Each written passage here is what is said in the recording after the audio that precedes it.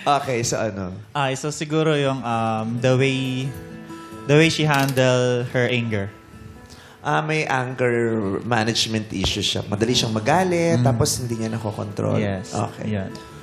Yes, Kay. Ikaw naman, ano yung na-discover mo sa kanya na ikinabigla mo rin, tapos parang hindi mo masyadong nagustuhan? Ayun po yung despite ng pagiging open namin sa isa't isa, nangyari po yun nga, dahilan ng breakup namin. Ano yun? Ano yun? Ano yan? Ano yun? Nalate ka naman?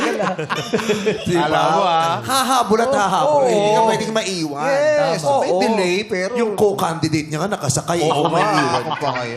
Gaya mo yung tito mong taxi driver. So, ano yung sinasabi mo kanina? Naging other woman po ako for 9 months nang hindi ko alam. Oh my God! Oh my gosh! Oh. So, meron kang jowa nung ginawa mo siya. Actually, it's not Yes or no? Oh, Paano nangyari, Dre? Hindi ko siya masagot na yes or no eh. bakit? Ano ba yun? Sige, Ano ba? paliwanag Pwede mo ba doon. ipaliwanag mo na para Sige, Sige. paano Sige, nangyari? sige. Paano nangyari? Okay, so I have a girlfriend before bago siya pumasok sa buhay ko. I have a girlfriend before 1 year kami nun. And that 1 year, umalis siya, nag-ibang bansa for their family business. Saan nagpunta? Australia. Australia. Yeah. Okay. Austria? Australia. Australia. Kasi meron Austria kasi. Oo, meron. Ami. Ami. Ano ba yun? Ba yun? Artista Hi, yun Ami. Australia. Direk naman. Nagsalita kasi ako. Dinamay ka. Sorry, nagdadial ako sa akin. Ako ba? Nagsalita kasi ako, tusyad. Sumagot ba yung tinatawagan mo? Buti nakita mo. Sorry, Direk. Dre, tapos? Ayan, tapos... Sandali lang. Wala kang buhok sa kilikili doon. Oo. Oo nga. Pareho sila. It's Bahala a ka rin tie. mapag-usapan natin Mahal yan. yan. Kasi kasama sa journey ng character niya. It's a tie. Wala rin si Kay. Taray. Wala ka rin mata dito, no? Tapos Australia. Taga-Australia. Ayan, 1 year kami no, nung bago siya umalis. Then, nung nandun na siya sa ibang bansa, hindi niya sa akin sinabi na meron siyang fixed marriage sa business partner ng magulang Doon sa niya. Australia. Dun sa Ang sinabi Australia. niya lang, meron siyang Ang sinabi niya lang, fixed bridge lang. May fixed bridge siya. Sinabi lang niya sa akin nun. Sinabi lang niya sa akin nun is for business ng family nila. Na kailangan kasi siya doon. Okay. Then, nung malaman ka na meron siya nun, na may fixed marriage siya doon, yung buong another 1 year na yon is malabo. Wala, parang hindi ko sigurado kung kami ba o hindi. Hindi, kung nalaman mo may fixed marriage, hindi ka nakipaghiwalay. Hindi siya nakipaghiwalay sa akin. Hindi, ikaw. Hindi ka Hindi mo siya nakipaghiwalay. Actually, hindi ko kaya makipaghiwalay nun So, kasi hindi kayo naghiwalay? hindi kami naghiwalay. O, di kayo pa din? Yo. Pero may communication? Walang Wala. communication. Totally wala. So, ginost ang- niyo ang isa't isa? Ako, nag-reach out ako sa kanya, pero hindi niya ako nire-reach out. Nire-reach out niya lang siguro ako nung bago pa lang siya dun sa ibang bansa, nire-reach out niya lang ako siguro once a month, ganun. Bago mo siya pinormahan, gano'n na kayo katagal na walang communication ni girl? Almost 6 months. Almost 6 months, totally Walang wala na communication. kayo Totally usapan. walang communication. Ghostan na yun? Nag-ghost, ghost. oo. Oo. Pero kailan mo nalaman na may... Nagulat kasi kung may gumagano sa... Kalma. Gumaganon ako kasi baka mamaya meron palang tao dyan. Uy!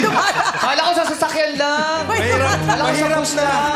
Mahirap na. Pwede dito meron. At sinabi mo sa akin, may yung dahilan mo. Oo. Kasi nung gumagano ko, munti ako... Baby, kalma. Nagulat mo, may iba palang tao. Ibang kamay na pala yung gumagano. Usually kamay mo yun eh. Pero magulat ka pag may ibang kamay. Ha? Pero sumasayaw ka. Napapatras ka. Kaya magulat ka. Gumagano kamay, gumanon sa Kaya gusto ko matanong, ilang months mo bago nalaman na may fixed marriage para doon? 3 months na bago siya dun sa ibang bansa. Paano mo nalaman yun? Kung wala kayong communication? Sinabi niya sa akin. Through chat. Yeah.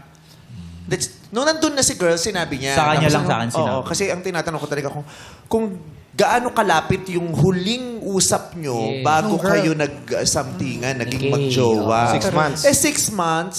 6 months walang usapan. Ghostan na yun, di ba? Oo. Parang wala na yun, naasa ka pa rin And naman. ito yung exciting part. Exciting Pag ako part! hindi na-excite yan, sinasabi ko sa'yo, tatawagan ko yung dean nyo at sasabihin ko ang di nyo alam ang ibig sabihin ng ISIS. Binalik ko na lang Naalala na nila. Okay. Okay, so here's Pag the... hindi nakaka-excited, ipapakis kita kay Lassie. With consent naman. Papaalam. Okay, so ayun, 9 months with Kay. Siyempre, masaya kami. Wala kaming problema nun.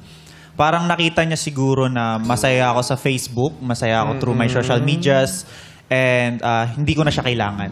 Like, hindi ko siya hinahabol, ganun. Bigla siya nagparamdam.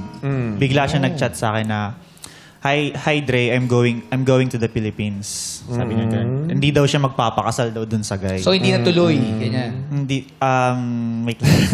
Hindi daw siya magpapakasal dun sa gay kasi ayaw daw niya. Tapos gusto daw niyang pag-usapan yung sa amin and the business that we made na meron kami. Kasi may business po Sinagot kami. mo. Sinagot ko. Anong sagot mo? Sabi ko, bakit ngayon? Bakit ngayon lang? Sinabi mo ba dun sa girl na may K? Hindi, nakikita na. Pinopost mo, Nakikita di ba? niya. Hindi, pero iba yung sinabi niya na meron na akong girlfriend, masaya na ako. Sinabi mo ba? Ano yun? po kasi nun nung nag-chat siya nun, talagang tuliro ako nun kasi nabigla ako na parang, ang saya-saya ako na ba't parang bigla kang sumingit. So, at that day nun, championship day namin nun, dun siya nag-chat pag after ng game namin na magkasama kami dalawa ni Kay nun. Nagse-celebrate kami ni Kay ng championship win game namin. Tapos bigla siya nag-chat. Nabasa ni Kay. Hindi. Inamin ko kay Kay. Oh. Tapos, ayun, sinabi ko kay Kay na may uuwi. Sabi ko, uuwi yung girlfriend na ganun. So, ang sinabi Yung ko sa girlfriend kanya, mo, hindi na girl- ex-girlfriend. Hindi na ko ex. siya binanggit na ex eh. Sabi kong ganun. Maybe baka kasi yung pa rin ang turing mo sa kanya. Di ko po kasi alam kasi pinangahawakan ko sa kanya. Takot na takot ako that time kasi sobrang dami kong pinaghirapan dun sa business namin na baka kunin niya. So hindi ko may alam kung negosyo kayo hindi ko alam kung together. sino pipiliin ko, kung anong gagawin ko that time. Sabi ko na lang aminin ko muna sa kanya kung anong maging result naming dalawa, tatanggapin ko. Then kung uuwi man siya o kung ano man magiging settlement na mangyari, kung ano man yung maging result nun, ganun yung tatanggapin ko. Paano din. kung binabalikan ka ba ni girl? Hindi. Hindi niya ako binalikan, nagpakasal siya. Parang pinag-iwalay niya lang kaming dalawa, tapos nagpakasal siya dun sa ibang bansa. Hindi, bakit? Hindi siya ang nagpahiwalay sa inyo. Kayo yun. Choice. Kayo ang nag-decide. Ikaw nag-decide eh. Diba? Sa inyo yun. Ikaw, bakit? Hindi ko kasi makita yung rason bakit kayo maghihiwalay. Kunyari, yung ex mo, nagparamdam. O ano naman ngayon? Di magparamdam ka, nasa sa akin yung anong epekto sa akin ng pagpaparamdam? Anong magiging decision ko matapos ka magparamdam? Di ba? Ano ang epekto sa aming magjowa ng pagpaparamdam mo? Papayag ba akong maapektuhan ng paramdam mo ang relasyon ko ngayon? True. Di ba? Kung nagparamdam ka, may manunumbalik ba sa akin? Yun. Re-replyan ba kita? Ano ang intensyon ng reply ko sa'yo? Bakit ako magre-reply in the first place? That day kasi afraid ako na kunin niya sa akin yung career ko, which is yung pinaghirapan ko. Career? Anong Kaya career? career, yung business namin. Ano ba yung business ninyo? Tattoo. Nagtatato May po. tattoo Tattoo shop. shop. Yeah, Oo.